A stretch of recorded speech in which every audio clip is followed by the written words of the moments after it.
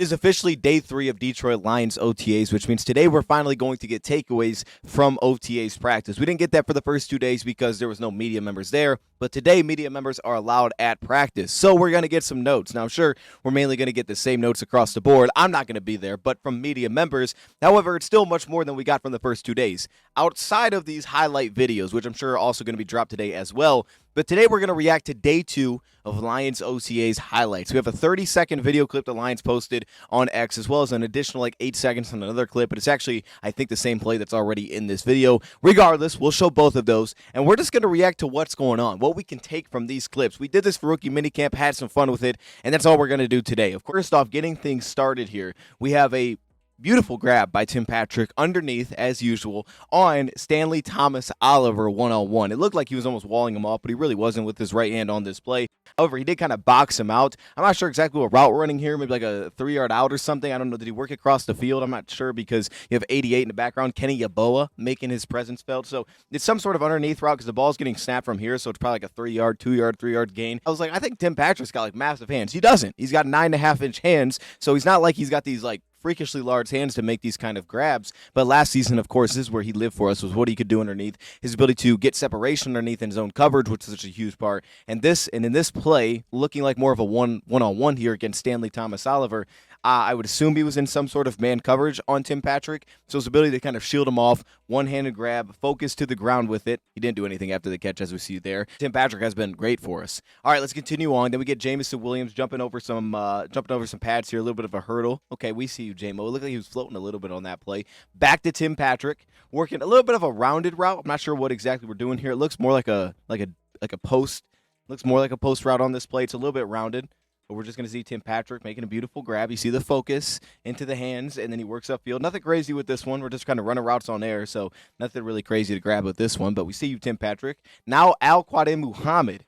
We get an Al-Quadin Muhammad sighting. I feel like we don't get a lot of these. This is pretty exciting. Now, we did a video on Muhammad, and I'm excited for him because last season he was productive, very productive, and he finished the season on a fantastic note, got a lot better against the run as the season progressed, has the body type to do it, and has the play style actually to fit the Lions perfectly. This could be a massive piece this season. He's kind of on a huge rope of like, there's one side where he does make the team, there's the other side where he's a legitimate role piece for the Lions this upcoming year. And if Muhammad can build on what he did last season, just add more, add some inside wins, add a little bit more variety in how he gets into his entry points, right? It was a lot of that, but he was a power player. He could really knock guys back. Like I said, he did get better against the run, and he had this ability where, this short area of the ability to make really good angles attacking the quarterback, find really good angles getting after the quarterback. That's something that's been a huge part of his game going back to this past season. Here he's just kind of bending that edge.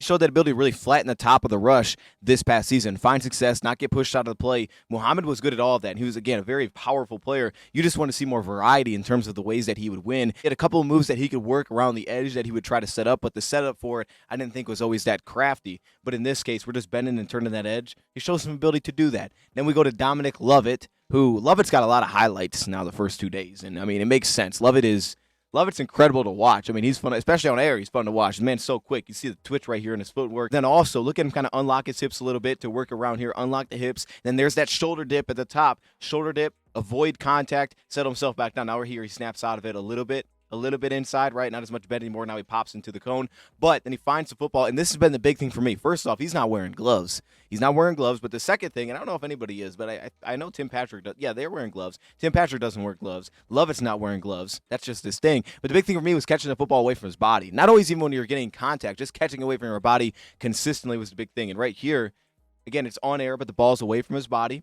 So I do like that. The hand placement's in a good spot right here. Bam, finds it. He could be a little bit late, but he's got fast reactive hands, what we talked about, right? He could be a little bit late to get out there, but he's got very reactive hands. We see here fast hands to react, pull it down. That's what I'm looking for Lovett, right? Getting on the right foot part of the football, right? Not getting too far in front on top of the football, too far in front, right, where he's working on the opposite side of the ball here. That way there's some reliability. That way he can tuck that and pull it in. And that's going to be the big thing is also transition. But we definitely see the quickness there from Lovett. The movement skills are on display. And then we got John Morton. Oh, my. Look at John Morton in the background. Look at John Morton. He's just loving this. Look at. He's like, oh, my goodness. I've never seen such a thing. No, I mean, honestly, though, and this is a short route, right? And this is where, JAMO's expansion of his game. How much can we add to this? I mean, it's about 5 yards. But the thing that I liked about watching this route is, first off, he gets flat to his line, right? So you see when he snaps out, then he's able to get flat, and he stays flat. You see some of that agility there, stays flat to the line. Actually pops back a little bit for the football. He doesn't fade over top, which is typically a good thing. And then at the top, look at the bend, man. Look at the bend, right? He's flipping open his waist there. You see the ability to flip his hips, and then the bend through his ankles to get flat, stay flat, fast hands. Now watch this. Watch how fast he transitions and goes. This is what I'm talking about. That transition speed is so dynamic. It allows guys to work so much harder to catch when you can just get out and go. Watch him with the ball in his hands. He's out of there, dude. I mean, that's fast. Processes. He's flying through this process. Hits his hands, balls immediately to a tuck, and he's gone. That kind of burst, that juice. I mean, that just looked fast. Against air, it looked fast. And John Morton on the way by, look at him. Oh, my goodness. What's so important about being unlocked at the top of this route is the limited footwork. And Lovett can do kind of this same thing where he was always unorthodox at the top, but he could really limit his footwork. And you can see that here with JAMO, it's very limited. It's in and out. It's difficult to stick with. He's not sitting there patting his feet. It's very quick because he's able to limit that footwork and snap himself out. Oh, my goodness. Okay, we see you, JAMO. That's the beautiful stuff. This is the play. This is the play that I was pumped about. Dominic Lovett, one-on-one. This is downfield with the safety. This is Eric Hallett in coverage of a safety battle this year. You also got Lauren Strickland here in the background. So maybe an idea of kind of where teams are in terms of who's playing together. But this is a nasty catch. And, again, I love it. This one's contested. One thing that he had an issue with, I thought, back at Georgia was mistiming his jumps, right? Not getting up at the right time in terms of tracking the football. That led to consistency. I thought he could really track the football. The biggest issue was he would mistime his jumps, but he could really track the ball. Speaking of his ability to track, watch his footwork on this play because as he's working down the line, you're going to see that he slowly works himself backwards to time up his jump and get those two things in sync, which speaks to his ability to track and find the football and adapt quickly. He did really well at Georgia. We have the full video on that. But here, the jump seems relatively on time. He doesn't actually leaving the ground that long, but if you go too early on a play like this. But the timing seems like it's in a good spot here, again, where he gets his hands on the football. And, of course, look how fast he transitions, right? The ball's tucked and he's out of there, and you can see the wiggle. You can see the hips break loose, and he's rolling right here, gone. And that's what opens up so much of his ability to just stack guys left and right. Now, the thing that I always watch for with him is when he does tuck it, right, not being loose with the football, right? It can kind of juggle around with him a little bit, and that can lead to situations where that can be punched out post-catch. But clearly he got separation on one of our safeties. They're diving down, and he finished. I like our safety also didn't just pull him down with the grab here. He tried to avoid kind of the flag, but he didn't high point the ball. Lovett did. It's beautiful there. Next up, we got Khalif Raymond, and it looks like something that I've seen a lot from Khalif Raymond in the offseason. That's just burning dudes. Khalif Raymond burning. Looks like Rocky Sin here. Now, Rocky Sin did have the interception on day one from what we saw, but this time around clearly gave up a few steps on the play. Now, Rocky Sin's looking back for the football in trail. Don't always love that. Don't always love that because he's not speeding up. Like, if he's not looking back for the football, he probably catches up to Khalif Raymond. It looks like he's looking back for the ball. If he just closes on Khalif, he gives himself a shot. Khalif makes a great adjustment here, late with his hands, kind of slows his pace just a little bit here. He's late, though. Slows his pace, late hands, underhand scoop technique, and now he's off and he's rolling.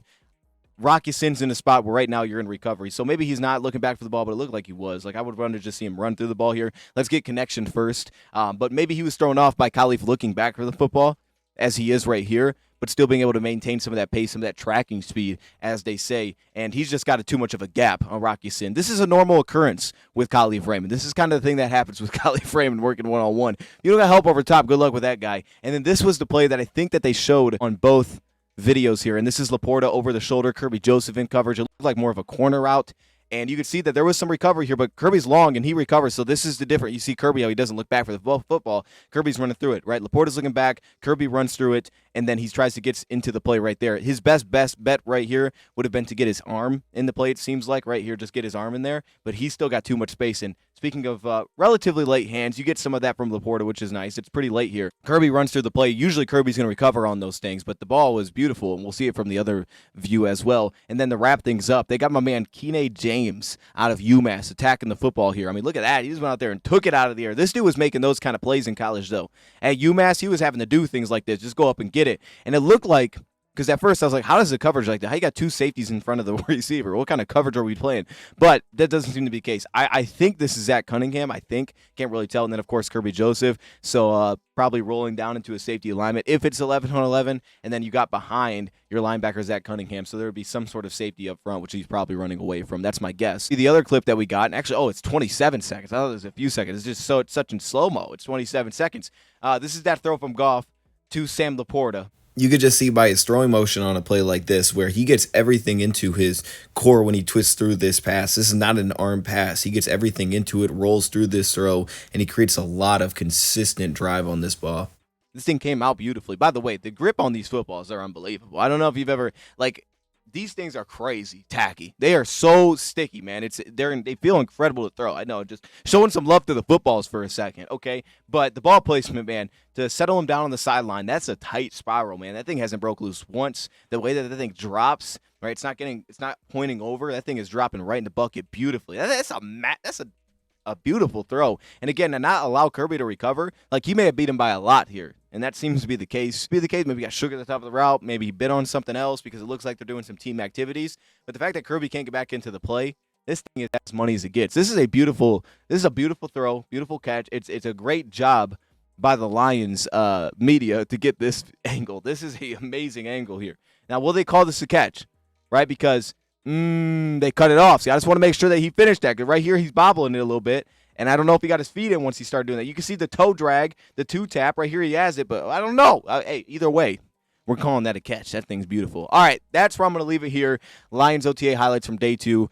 Miller is very happy right now. Oh, he's talking to a coach. I thought he was just watching Goff play. Hey, look, man, I don't know. You know what I mean? This guy's not as happy. That's what we're dealing with. But I'm going to leave it here. We'll be back for day 3 takeaways. Stay tuned, probably around 6 p.m. Eastern time. And I will see y'all then. I'm